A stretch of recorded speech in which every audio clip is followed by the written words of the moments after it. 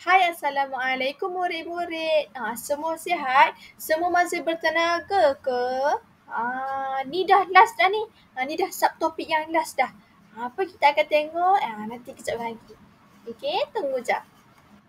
Subtopik yang terakhir ni kita akan tengok apa itu kepentingan mengamalkan adab berdoa. Kenapa pentingnya kita buat kan? Kita ikut adab berdoa ni. Kenapa? Nanti kita tengok satu persatu.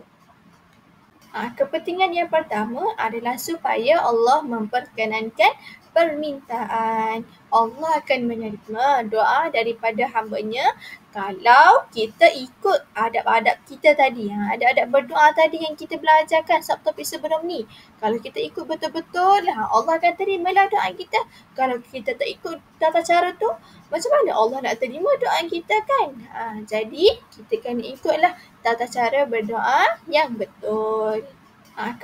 Dan kepentingan yang kedua, ia secara tidak langsung memupuk peribadi yang menjaga kebersihan dan kesucian diri. Sebab kita dituntut menjaga kebersihan diri ketika berdoa. Kan kita kena berdoa tadi, kita tengokkan tata cara berdoa tadi, kita kena dalam keadaan yang bersih, tenang, menghadap kiblat, berwuduk tadi kan. Jadi tata cara tu secara tidak langsung memupuk peribadi kita supaya jaga kebersihan. Kalau kita nak doa kita diterima, kita perlulah berdoa dalam keadaan diri kita bersih.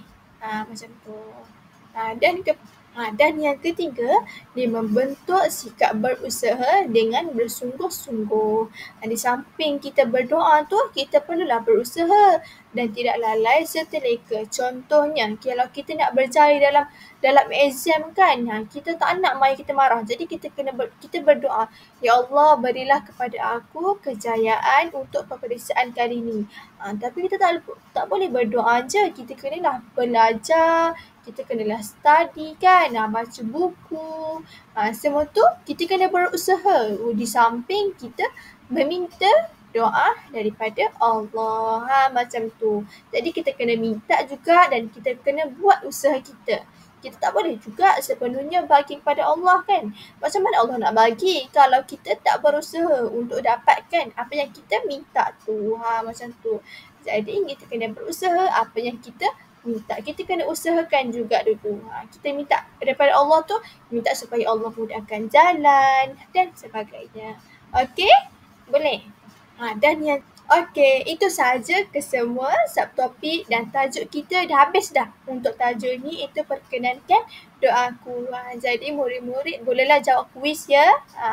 Jawab yang kuis yang Ustazah telah sediakan.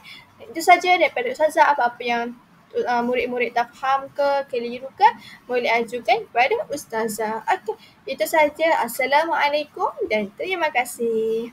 Okey.